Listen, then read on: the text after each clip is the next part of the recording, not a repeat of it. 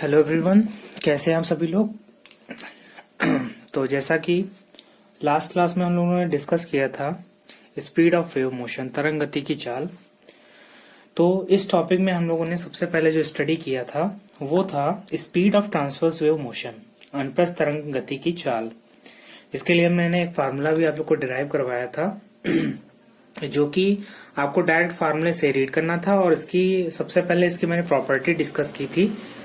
Speed of transverse wave, इसको पढ़ने से पहले मैंने एक प्रॉपर्टी डिस्कस की थी कि ट्रांसवर्स वेव आपकी खाली पॉसिबल है जो ट्रेवल कर सकती हैं वो आपकी सॉलिड में ही, क्योंकि सॉलिड में आपकी कौन सी प्रॉपर्टी पाई जाती है, रिजिडिटी। ठीक है, सॉलिड में आपकी कौन सी प्रॉपर्टी पाई जाती है, रिजिडिटी। ठीक है, फिर आगे हम लोग बात करते हैं। इसमें मैंने एक डायरेक्ट फार्मूला आप लोग को बताया था, v is equal to square root eta by d, और इसको यूटिलाइज करके मैंने एक फार्मूला भी जनरेट किया था।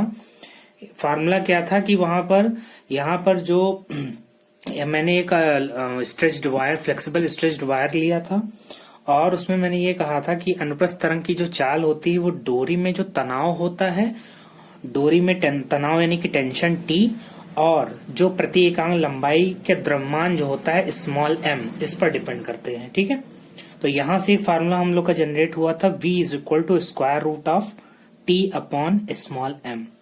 सो प्रोसीडिंग टू नेक्स्ट, हमारा जो फार्मूला जनरेट हुआ था वो मैंने आपको लास्ट क्लास में आप लोगों से डिस्कस किया था। वो था आपका v is equal to T upon pi r square into d. ठीक है, ये हम लोग का फार्मूला था। फिर यहाँ पर T अपॉन जो पाई आर स्क्वायर डी था, पाई आर स्क्वायर था बेसिकली, वो आपका ये जो टर्म था T upon pi r square, ये आपका मैंने बताया था ये क्या होता है, प्रतिबल होता है। ठीक है, फिर उसके बाद क्योंकि अनुप्रस्थ तरंग की चाल की बात थी, अब हम लोग को इसके बाद अनुदैर्घ्य तरंग की चाल की बात की थी हम लोगों ने। तो इसमें मैंने बताया था कि जो अनुदैर्घ्य तरंगे होती हैं वो आपकी सॉलिड, लिक्विड और गैस, ये तीनों में ही आपकी तीनों प्रकार के माध्यमों में ये ट्रेवल कर सकती हैं। ठीक है, ये आपकी लॉन्गिट्यूडनल वेव्स होती हैं। लेकिन अब आगे इसमें क्या पढ़ना है हम लोग को, ये जो लॉन्गिट्यूडनल आपकी होती हैं ये बेसिकली सॉलिड, लिक्विड, गैस तीनों मीडियम में ट्रेवल कर सकती हैं। Now moving to next one, हमारा नेक्स्ट टॉपिक इसमें जो हमने डिस्कस किया था, ठोसों में अनुदैर्घ्य तरंग की चाल यानी कि speed of longitudinal waves in solids. इसके लिए भी मैंने फार्मूला डिराइव कराया था। फार्मूला क्या, बेसिकली आपका एक छोटा सा फार्मूला था जो ऑलरेडी आपकी बुक में मेंशन्ड है। उसमें आपको खाली इसको अंडरस्टूड रखना है कि v इज इक्वल टू, इसका फार्मूला होता है b plus 4/3 times of eta upon D, ये होता है इसका फार्मूला। और इस पे मैंने फार्मूला रख करके आगे कैलकुलेट भी कराया था। इसमें एक लॉन्ग रॉड लेते हैं और उसमें अनुदैर्घ्य तरंगों की चाल को कैलकुलेट किया था। इसके बाद हम लोगों ने द्रव में अनुदैर्घ्य तरंगों की चाल को डिस्कस किया था। आज जो हम लोग पढ़ेंगे वो हमारा टॉपिक है गैसों में, क्योंकि हम ठोस में पढ़ चुके हैं, द्रव में पढ़ चुके हैं अब। और ठोस और द्रव में ऑब्जर्व करने वाली एक बात ये थी कि जब उसको एक कैलकुलेशन करके निकाला गया तब उसका वैल्यू कुछ और निकला, और जब इसको एक्यूरेटली एक्सपेरिमेंट के द्वारा निकाला गया तो आपका जो सॉलिड में जब इसको निकाली गई वैल्यू, और जब इसकी वैल्यू लिक्विड में निकाली गई, तो दोनों ही में आपने एक चीज ऑब्जर्व की होगी, जब उसको कैलकुलेट करके निकाला गया तब उसकी वैल्यू जो अनुदैर्घ्य तरंग की चाल थी वो कुछ और आती है, और इसी तरह से जब उसको अनुदैर्घ्य तरंग की चाल को जब लिक्विड में चेक किया जाता है तब उसकी वैल्यू थोड़ी सी वेरी कर जाती है। तो आज इसी को मैं आगे बढ़ाते हुए आगे आप लोग को समझाऊंगा। जो थर्ड टाइप में है, जो गैसों में अनुदैर्घ्य तरंगों अथवा ध्वनि की चाल, तो ये आपका बेसिकली ये टॉपिक बाय नेम है, वो है न्यूटन का सूत्र, न्यूटन्स फार्मूला है। यहाँ पर न्यूटन्स फार्मूला इसको नाम क्यों दिया गया है, समझिएगा इस चीज को, कि यहाँ पर इसका जो फार्मूला होगा, यहाँ पे अनुदैर्घ्य तरंग की चाल को कैलकुलेट करने का जो फार्मूला गैस में होगा वो वही होगा जो कि पुराना था, v is equal to square root of b upon small t, यही होगा। ठीक है, लेकिन ऐसा क्या इसमें खासियत आ गई कि यहाँ पर न्यूटन एक नेम क्यों जुड़ गया, ये भी सोचने वाली बात है थोड़ी सी। तो आइए इसको डिस्कस करते हैं, इसमें शुरू करते हैं। अभी तक तो मैंने जितना भी बताया तो आपके प्रीवियस क्लासेस में जो भी चीजें डिस्कस हुई उसको मैंने बताया है। तो यहाँ पर देखिएगा जो गैसों में अनुदैर्ध्य तरंगों अथवा ध्वनि की चाल न्यूटन का फॉर्मूला है, उसको बेसिकली इसमें कोई नया फॉर्मूला नहीं आपको यूटिलाइज करना, ये वही फॉर्मूला है, v equal to square root of B upon T. ठीक है, जहां पर b आपका जो था आयतनात्मक प्रत्यास्थता गुणांक था और d आपका डेंसिटी था। d आपका क्या था? d आपका डेंसिटी था। ठीक है, फिर आगे बढ़ते हैं। अब इसमें क्या हुआ कि यहाँ पर जो सर न्यूटन के अकॉर्डिंग यहाँ पे बेसिकली हुआ क्या कि सर न्यूटन ने ये बात कही कि जब अनुदैर्ध्य तरंग किसी माध्यम जैसे वायु में अगर चलती है, जब आपकी लॉन्गिट्यूडनल वेव जो है वो अगर किसी मीडियम में ट्रेवल करती है, सपोज दैट वो मीडियम आपका है एयर। ठीक है, लॉन्गिट्यूडनल वेव किसी मीडियम में जब ट्रेवल करती है और वो मीडियम आपका क्या है? एयर है। तो बेसिकली यहाँ पर हुआ क्या, तो यहाँ पर इन्होंने बताया, तो वहां पर आपको अनुदैर्ध्य तरंग में मैंने बताया था कि वहां पर रेयरफैक्शन और कंप्रेशन की कंडीशन होती है, यानी कि संपीड़न और विरलन की दशा वहां पर होती है। ठीक है, संपीड़न और विरलन की स्थिति उत्पन्न होती है। ठीक है, ये बात मैंने बताई थी जब अनुदैर्ध्य तरंग मैंने आपको पढ़ाया था क्लास में।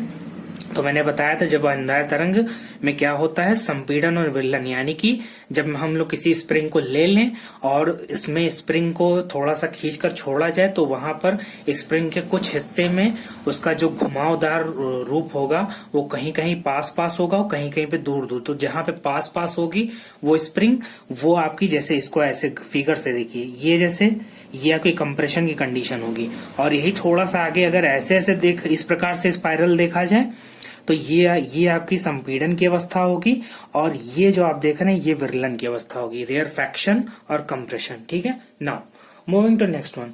तो संपीड़न एवं विरलन यहाँ पे न्यूटन सर ने ये बताया कि ऊष्मा को गैस और आसपास के वातावरण के बीच आदान प्रदान करने के लिए पर्याप्त समय मिल जाता है। तो यहाँ पर उन्होंने क्या कहा कि जब आपकी अनुदैर्ध्य तरंग लॉन्गिट्यूडनल वेव जैसे कोई मीडियम एयर में ट्रेवल कर रही होती है, तो वहां पर क्या होता है, जब संपीड़न और विरलन, कंप्रेशन और रेयरफैक्शन की कंडीशन जनरेट होती है, तो यहाँ पर जो बेसिकली हीट होती है, हीट या फॉर्म ऑफ एनर्जी होती है, वो वहां के आसपास के वातावरण के साथ आदान प्रदान के लिए पर्याप्त समय मिल जाता है उसको। ठीक है, तो इस संपीड़न और विरलन की कंडीशन में यहाँ पे जो हीट जनरेट होती है उसका क्या होता है, आसपास का जो वातावरण होता है उससे आदान प्रदान के लिए उसको प्रॉपर टाइम मिल जाता है। ठीक है, फिर आगे, जिससे गैस का ताप स्थिर रहता है। अब इससे क्या पता लगा कि जब वो हीट जो संपीड़न और विरलन की वजह से जनरेट हुई थी, जब वो आसपास के वातावरण से आदान प्रदान कर ले रही है, तो वहां पर क्या होता है, तो जो गैस का टेम्परेचर रहता है वो बेसिकली वेरी नहीं करता है। गैस का जो टेम्परेचर होता है कैपिटल T, वो वेरी नहीं करता है, वो फिक्स रहता है। ठीक है, आगे देखिएगा। अब यहाँ पर क्या हुआ, अतः उपरोक्त सूत्र में कैपिटल B गैस को समतापी आयतन प्रत्यास्थता गुणांक यानी कि आइसोथर्मल बल्क मॉडुलस। तो आगे इसमें क्या हुआ समझिएगा कि इसको कहा गया, यहाँ पर ध्यान से समझिएगा कि यहाँ पर जो कैपिटल B बेसिकली फार्मूले में था, इसको इन्होंने कहा कि ये आपका, इससे पहले तो ये आयतनात्मक प्रत्यास्थता गुणांक हुआ करता था। इसमें इन्होंने जब एक अनुदैर्ध्य तरंग को वायु में जब ट्रेवल कराया, तो यहाँ पर इन्होंने बताया कि यहाँ पर जो बेसिकली आपका ये जो आयतनात्मक प्रत्यास्थता गुणांक है, ये आपका हो जाएगा समतापी, ये आपका हो जाएगा समतापी आयतन प्रत्यास्थता गुणांक, समतापी आयतन प्रत्यास्थता गुणांक। ठीक है, प्रत्यास्थता, ठीक है, प्रत्यास्थता गुणांक। ठीक है, फिर आगे क्या हुआ, आगे इसमें ये हुआ, इन्होंने कहा कि ये जो है बेसिकली जो समतापी आयतन प्रत्यास्थता गुणांक है, इसकी जो वैल्यू होगी, इसकी वैल्यू जो होगी ये प्रेशर के इक्वल हो जाएगी। ठीक है, तो ये इन्होंने ये बताया कि इसमें जो आयतनात्मक प्रत्यास्थता गुणांक है, ये बाद में समतापी आयतन प्रत्यास्थता गुणांक, इसकी वैल्यू जो होगी ये गैस के जो इनिशियल प्रेशर होगा, गैस का जो इनिशियल प्रेशर होगा इसके इक्वल हो जाएगी। ठीक है, ये था आपका न्यूटन का सूत्र। अब इससे न्यूटन का सूत्र कैसे निकलेगा, तो यहाँ पर इनके अकॉर्डिंग क्या हो गया, जब B की वैल्यू P के इक्वल हो गई, तो स्टार्टिंग में हमने फार्मूला लिखा था square root of B upon और स्मॉल डी। ठीक है, अब ये आपका फार्मूला जो बन जाएगा वो रिक्रिएट होकर के ये बन जाएगा क्या, यहाँ पर इसको हम लोग प्रेशर P कह देंगे। ठीक है, pressure P upon density D। ठीक है, ये चीज हो जाएगी। फिर उसके आगे देखिएगा, यहाँ पर आगे क्या हो रहा है कि ये तो यहाँ पर न्यूटन का सूत्र निकला जो कि था गैसों में अनुदैर्ध्य तरंगों अथवा ध्वनि की चाल के लिए। ठीक है, इसको न्यूटन का सूत्र, न्यूटन फार्मूला भी कहते हैं। आगे देखिए इसमें क्या डिस्कस करना है। इसमें हमको डिस्कस करना है वायु में ध्वनि की चाल। वायु में ध्वनि की चाल, इसमें क्या देखिए, तो यहां पर सबसे पहले 0 डिग्री सेंटीग्रेड पर क्या लिया गया है, एयर का प्रेशर लिया गया है। 0 डिग्री सेंटीग्रेड पर एयर का प्रेशर लिया गया है। वो आपका कितना है, capital P is equal to वो है 1.01 into 10⁵ newton per metre square. ठीक है, नाउ मूविंग टू नेक्स्ट। अब इसकी डेंसिटी की बात कर लेते हैं जो कि स्मॉल d से रिप्रेजेंट होती है। तो इसकी डेंसिटी की वैल्यू कितनी बताई गई, वो आपकी वैल्यू थी 1.29 किलोग्राम पर मीटर क्यूब। ठीक है, नाउ अब इसी पर हम लोग इसकी वैल्यू कैलकुलेट कर लेंगे। 0 डिग्री सेंटीग्रेड पर हम लोग वैल्यू कैलकुलेट करेंगे वायु में ध्वनि चाल की। पर वायु में ध्वनि की चाल, ठीक है, ध्वनि की चाल। ठीक है, नाउ आगे देखते हैं। यहाँ पर V इज इक्वल टू आपको फार्मूला ऑलरेडी निकाल चुके हैं, P अपॉन D, इसी में हम लोग रखने जा रहे हैं। तो ये आपका हो जाएगा क्या, 1.01 इंटू 10⁵ अपॉन 1.29।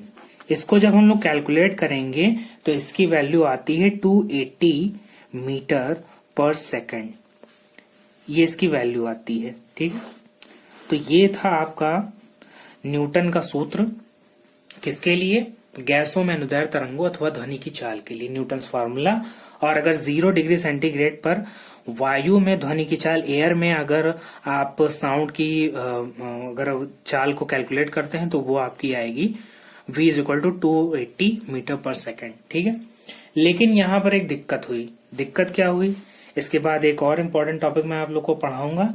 लेकिन यहाँ पर क्या हुआ, जब 0 डिग्री सेंटीग्रेड, क्योंकि मैंने पिछले जितने भी टॉपिक पढ़ाए थे उसमें आपने ये देखा था कि अनुदैर्ध्य तरंगों की चाल को जब ठोस और द्रव में निकाला गया था तो उसमें आपने ये चीज देखा था कि जब ठोस में भी जब इसको कैलकुलेट किया गया तब वैल्यू कुछ और आई थी, और जब इसको बाय एक्सपेरिमेंट देखा गया तब वैल्यू कुछ बढ़कर आई। उसी तरह इसमें क्या किया गया, जब इसको बाय एक्सपेरिमेंट चेक किया गया तो 0 डिग्री सेंटीग्रेड पर वायु में ध्वनि की चाल ये आपकी निकल कर आती है 331 मीटर पर सेकंड।